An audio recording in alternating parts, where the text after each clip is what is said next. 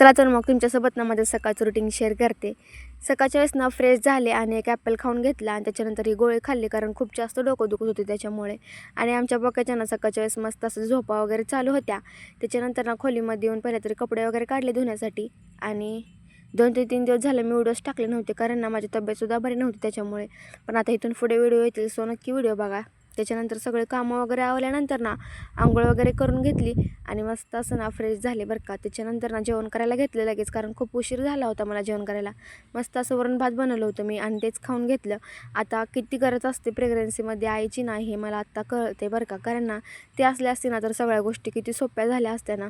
पण असो, जे नशिबात नाही त्याच्याबद्दल बोलून तर काय उपयोग. त्याच्यानंतर ना जेवण वगैरे करून घेतलं आणि थोडंसं मला बाहेर जायचं होतं, त्याच्यामुळे आवरून वगैरे घेतलं बरं का मस्त असं. आणि खूप जास्त ऊन पडलं होतं, पण जायचं तर गरजेचं होतं म्हणून त्याच्यामुळे निघाले होते बरं का. माझे गाऊन्स वगैरे टिप मारून आणायचे होते, त्याच्यामुळे चालले होते मी. आणि हा रस्ता बघून ना खूप जास्त दमायला येत होतं बरं का, कारण खूप जास्त ऊन पडलं होतं. त्याच्यानंतर ना आम्ही एका मठामध्ये गेलो होतो आणि तिथं मस्त असं मंदिर होतं बरं का, रुक्मिणी विठ्ठलचं. चला भेटूयात पुढच्या ब्लॉग.